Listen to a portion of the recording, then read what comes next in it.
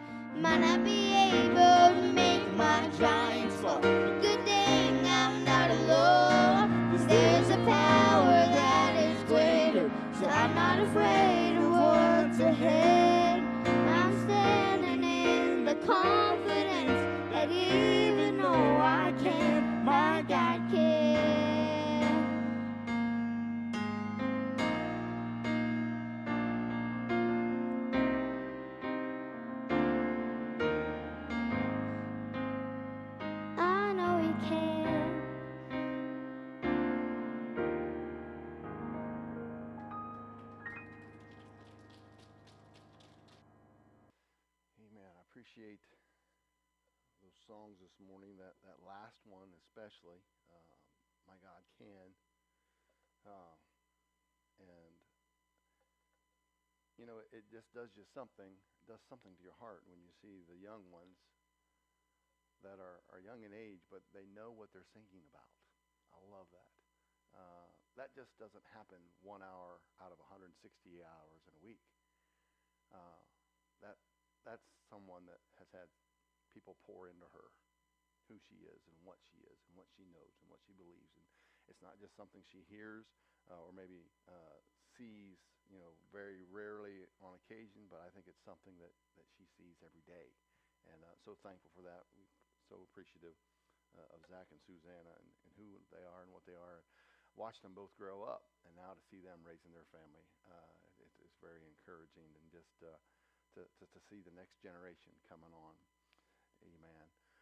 Well, I am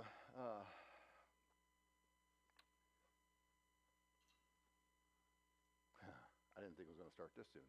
Um, Today is a challenge for me. Obviously, today is July 28th, in case you didn't know. But it is a day that stands in my mind. And you just bear with me for the next little bit, okay? It'll probably stand in my mind as long as I am mentally, physically able to have a conscious thought. To say that this date is bittersweet is a gross understatement. Because when I think of July 28th, I think of sheer horror, doom, dread, near despair. I think of pain, sickness, struggle, isolation, loneliness. I think of crushed dreams and an uncertain future. But somehow, and only God knows how, but somehow, in harmony with those very deep felt emotions, I also see incredible strength. I see an overcomer's perseverance. And I see an amazing faith that goes beyond my human comprehension. I see this date, and I see renewed encouragement and a new normal that has developed into some very precious memories and a cherished time together. And you might hear me say all this just about a date on a calendar, the last Sunday of July this year. And you ask, how in the world can a single date on a calendar have such an impact on someone's life? How can something so insignificant to probably most everyone here today be such a point in my life that I can't even think about that date without all this happening? It's because on this day 2 years ago, it was a Thursday afternoon, Missy came home from work early. And I was working in my study. I had just finished writing my sermon that morning and was putting the finishing touches on some things, getting ready for the weekend. And ironically, I remember the title of the sermon that I was going to preach that week was When Faith is Tested. It's kind of strange how God works, isn't it? He knows exactly what we need and just when we need it. But I remember Missy coming into my office and with a very soft-spoken calmness, I could still hear her voice. She told me that the test results of her biopsy that was done from a week earlier had come back positive. And she had cancer.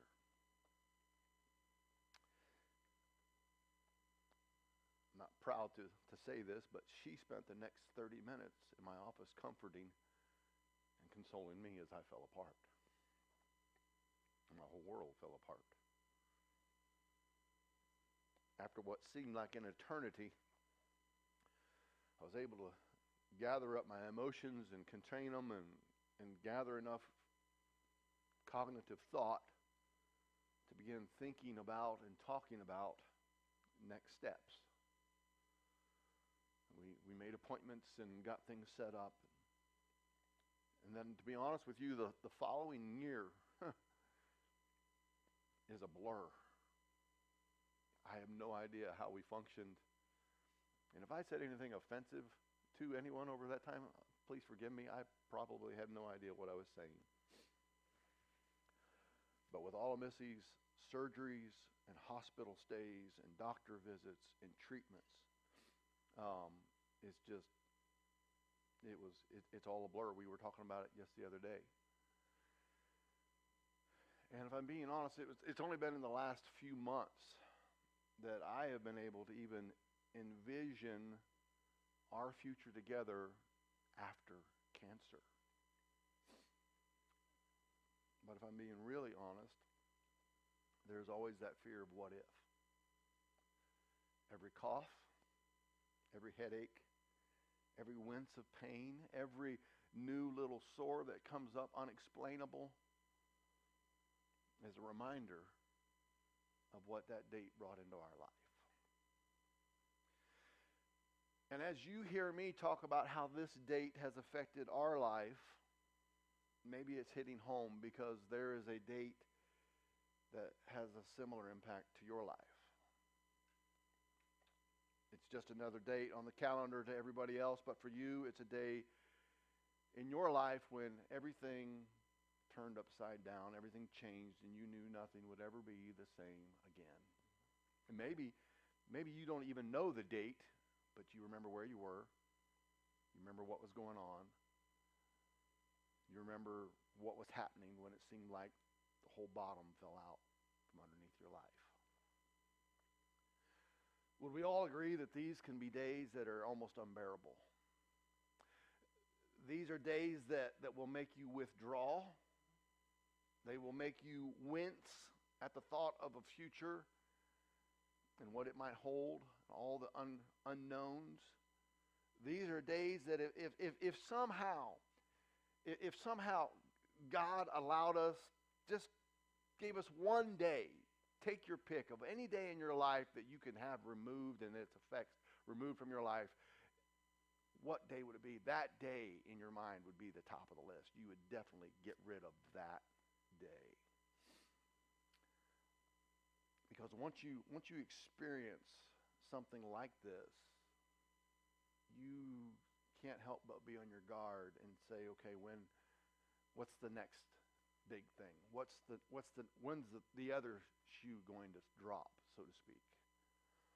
You see, life after a day like I have been describing to you this morning affects the rest of your days going forward. Everything is measured back to that single point. It will make you dread the future, and if you're not careful, it will cause you to forget who holds your present and your future in his hands. And I know that this is a very heavy start to my sermon this morning. I don't normally try and come in swinging so hard and hitting so low. I generally try and come in somewhat lighthearted, but the more I was preparing for today, the more I was preparing for this topic, knowing what day I would be preaching this on, this introduction kept coming back to my mind and sharing this all with you. Because what I want to talk to you about this morning is something that I believe is very important. It can be very crucial in our lives, and if we're not careful, what I want to talk to us about this morning can be detrimental to who we are, not just as Christians and Jesus followers, but as people functioning every day in the world around us. And so I felt the need to go this route because this morning I am wrapping up our sermon series, Surviving the Summer. Now, if you haven't been with us, let me just catch you up real quick. Over the past 4 weeks, we have been looking at how summer is supposed to be a time of reset for our minds, a time of refreshing for our bodies, maybe a renewing. It's just a time to maybe take a break from the crazy routine that we live in the other 9 months of the year. And so, we've just been looking at all this and how this fits into our life as Jesus followers and how we should take it all and look at it and what we should take from it. But this week, as we wrap up this sermon series, I want to talk about what lies ahead of us as summer begins to draw to a close and then begins to change into fall.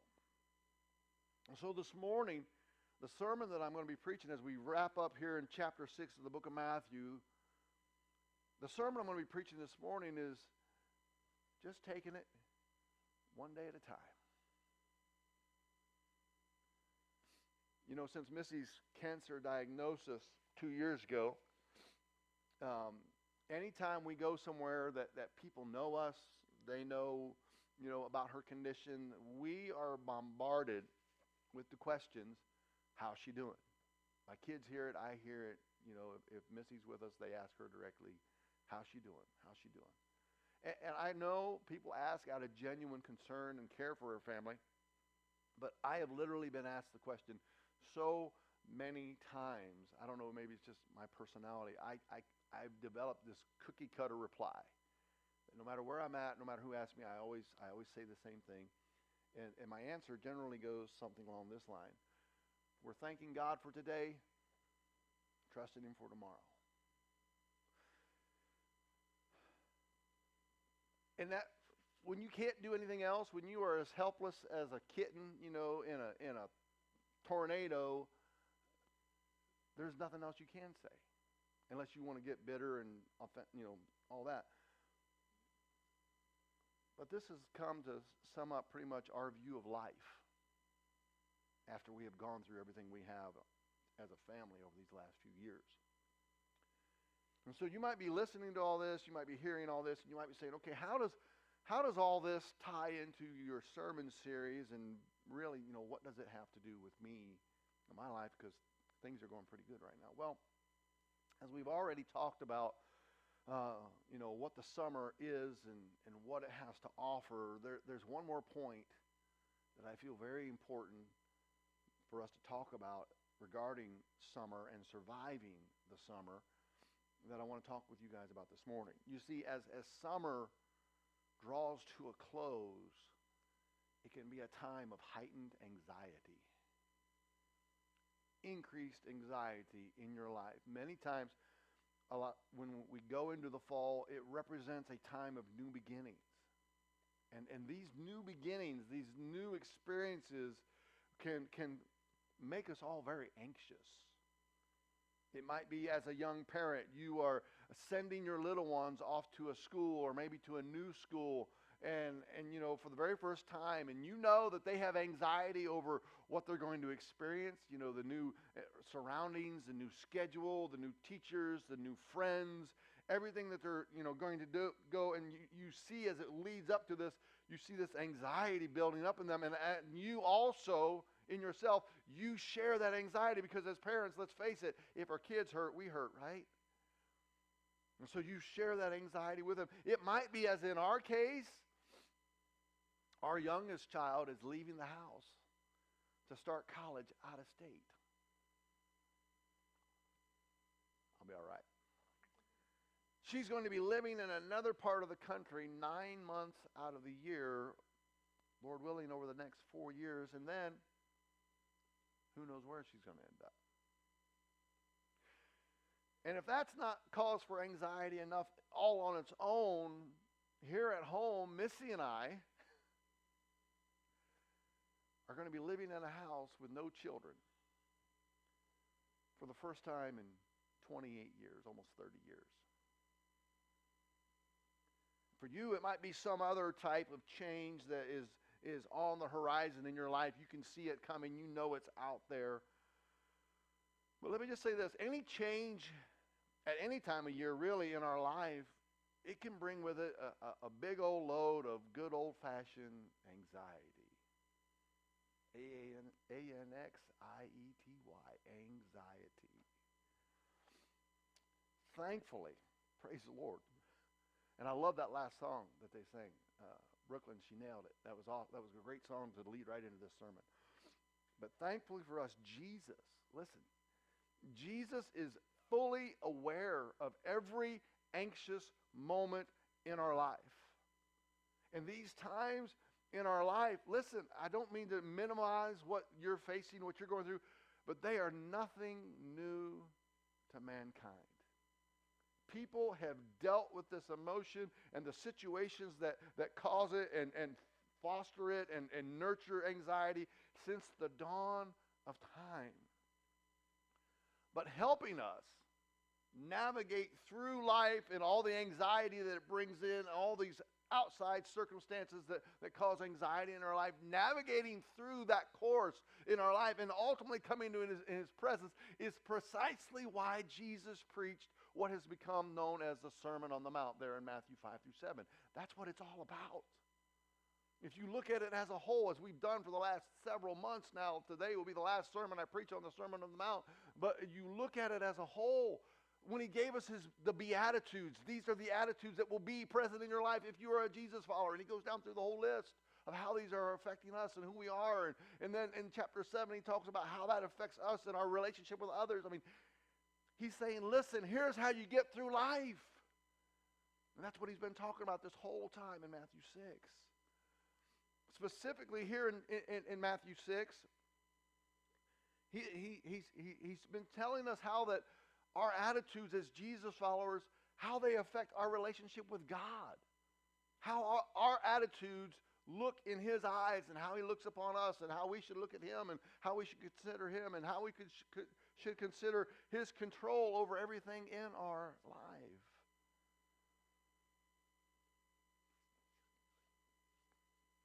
But when you begin to look at the last verse of Matthew 6, is what we're going to look at today. You see how Jesus brings us all in and kind of wraps it all up in a neat little packages and says, here, this is what you need to take with you. Look what he says here on the screen, last verse of Matthew 6. He says, so don't worry about tomorrow, for tomorrow will bring its own worries. Today's trouble is enough for today. It's easier said than done, right? We would all agree with that. I'll say this as soon as I find a Kleenex here. Thank you very much. I was running low. Some translations, and I don't mean to pick on translations, they all have their strong points and qualities, but some translations say take no thought for tomorrow. Some say don't worry about tomorrow, do not think about tomorrow. Those are poor translations for what Jesus is saying here, okay? Jesus isn't telling people to forget about preparing and planning for your future and what lies ahead. That concept is contradictory to every other verse we find in the scriptures regarding what the Bible says about us planning for our futures. I'm not going to go down that rabbit trail. But what Jesus is telling his audience, what he is telling those who have gathered around to hear him here, is that, when you make God your priority, remember that was what we covered in part 1, and then you are placing trust in Jesus to provide for your current and your future needs, that was part 2, and you are realizing that every blessing in your life ultimately comes from God, that was what we talked about last week in part 3, he's saying, then there is no need. In fact, there is no room in your life for anxiety over the future of your life. Now, I do not want to dismiss someone's anxiety as saying, it can all just go away by trusting God, kumbaya, I love you, you love me type thing. No. But experiencing anxiety over future events, in short, and I hope this isn't too simplistic, but in short, it is a result of an overinflated sense of responsibility and ability. Overinflated sense of responsibility, as in everything that happens in the future is your job to make sure it happens all just the way it needs to happen and should happen. Inflated sense of ability, as in somehow you can control and move all the pieces of the bazillion and 25 parts of your future in your life that are interchanging and moving, and you are somehow going to be able to orchestrate them all so that they all work out. That's what anxiety is. Every day in our life, it is filled with a million instances that are completely out of our control.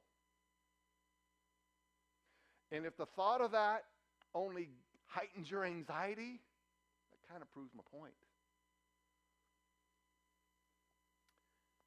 we like to feel like we are in control.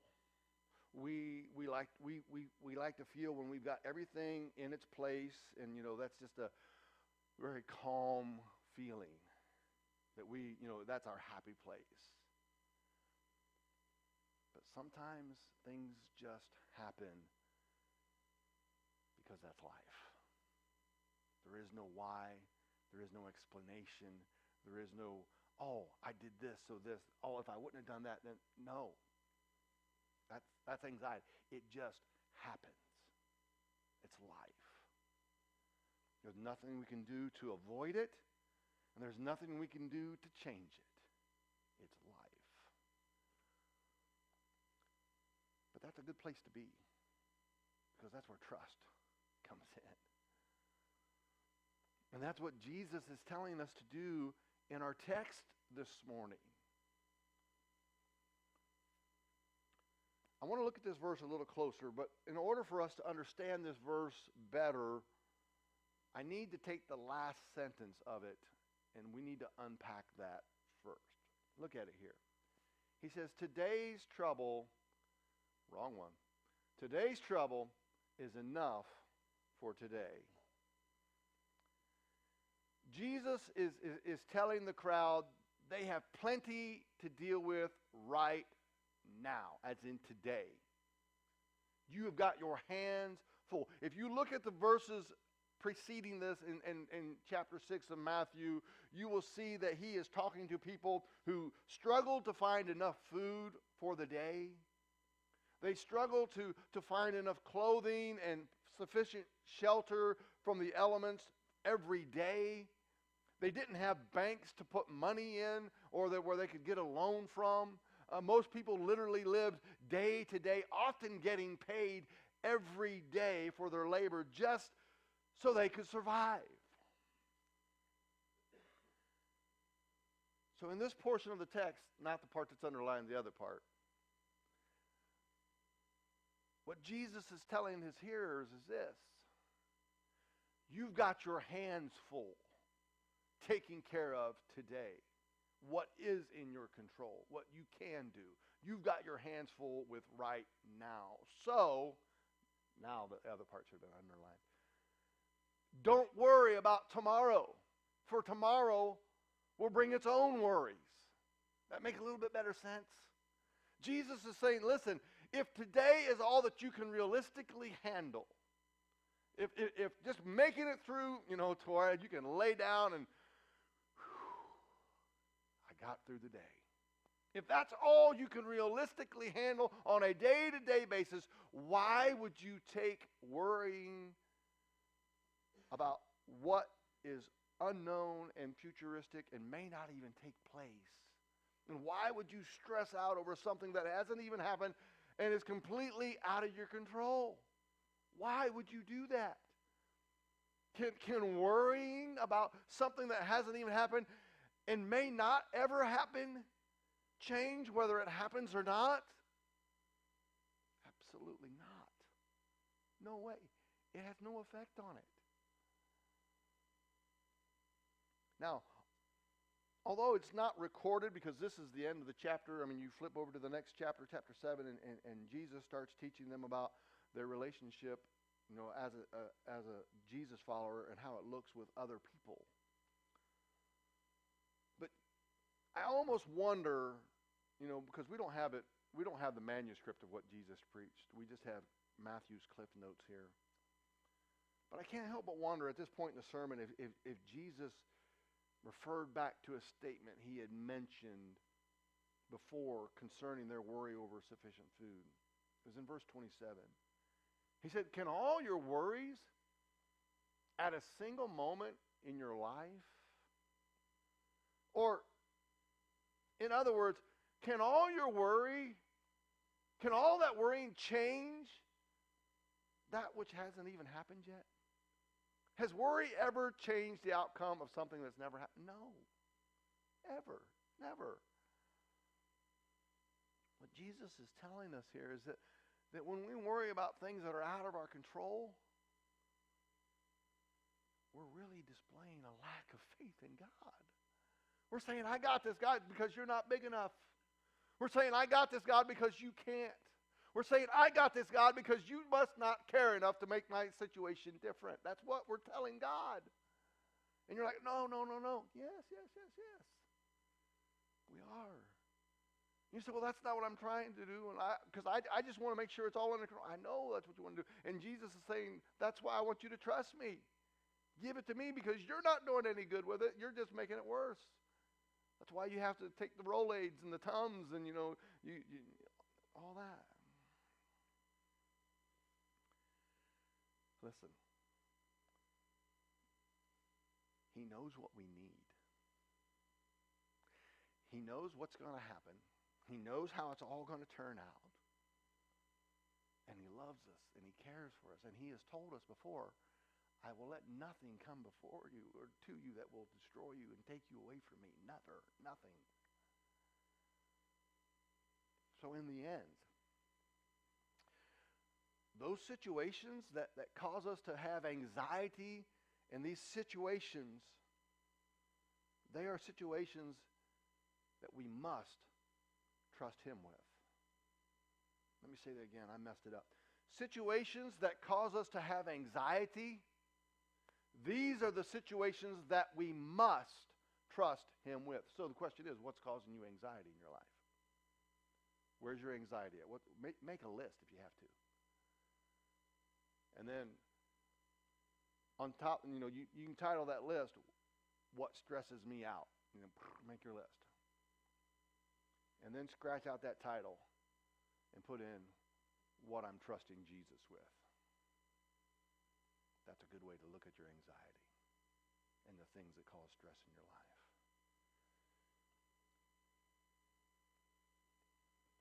I don't have Brooklyn's voice, but I wish I had her in here right now. Might not be able to face my giants fall. We may not be able to change what will or won't happen in the future, but we can change how it affects who and what we are. A while back, Missy got this little canvas. It sits in our dining room, and it's a daily reminder that what lies ahead is already in the hands of Jesus. It says, I trust the next chapter because I know the author.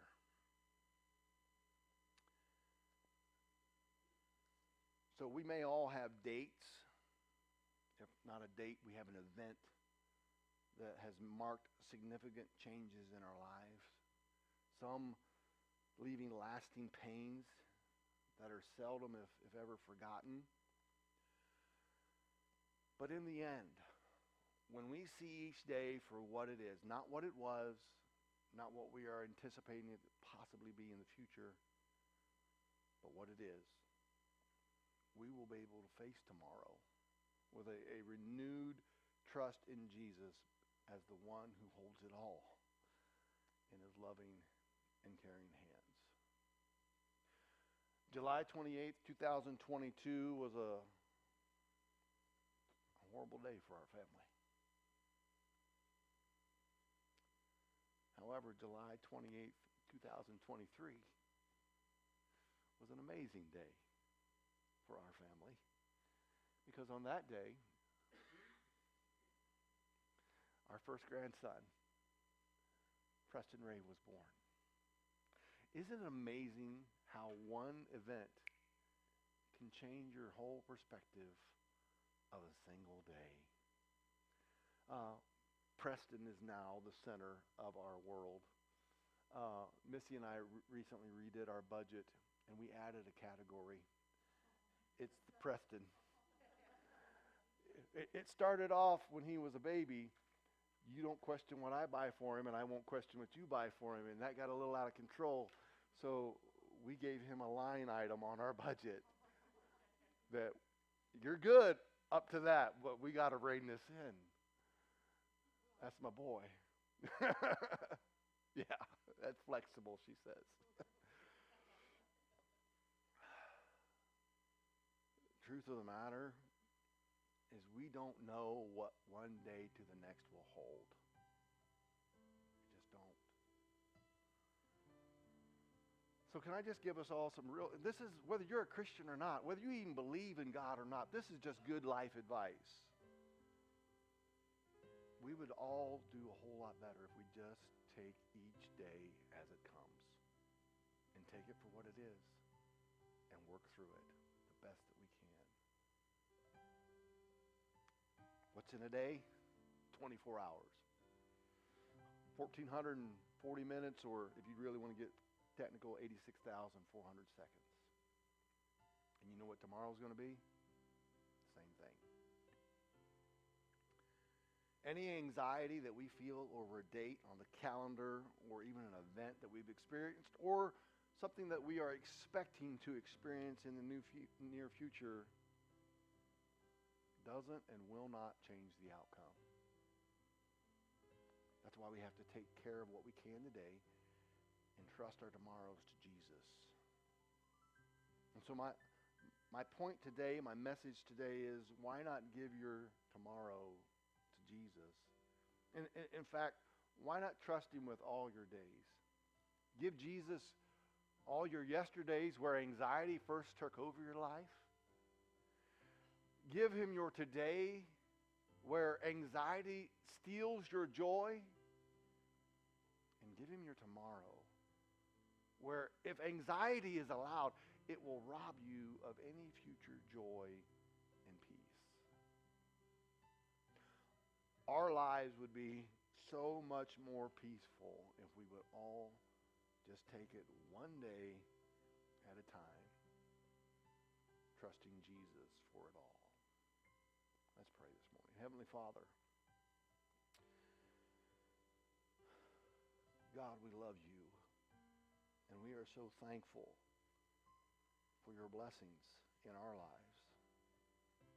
God, those moments, those circumstances that we think nothing could ever good come from this time, this experience, God, you seem to work. And while we may still have pain and there may still be hurt involved around that event that day, God, you have worked in such a way where we're able to see a silver lining. We're able to see something that you did in us, you worked in us, that is for the good and gives you glory. God, so through all that, in all that, we give you glory. Why we can't give you glory for all the hurts, because we know you didn't cause all the hurts. We can give you glory in and through all the hurt, because we know you work in and through every situation in our lives. And so, God, today, I pray for those that are with us here today. I know, just from what I've seen on the faces of those looking at me this morning, the majority of us carry some sort of anxiety. And so, God, I just pray for each of them today that you would move in their life. You would give them renewed strength, renewed hope, renewed peace. God, that they can see that you are with them, whatever they're facing, whatever they're going through. And God, that you would lead them through it. And God, so that on the other side of what it is they're facing right now, they can look back. And maybe you didn't take it all out of the way. Maybe you didn't move the obstacles from them. But God, you gave them the strength and the peace to be able to travel through it. And now they are stronger in their faith for having gone through it, trusting you. God, I pray for this for each one today. For those that are here, those that are listening, maybe those that are watching online, God, I pray this in their lives.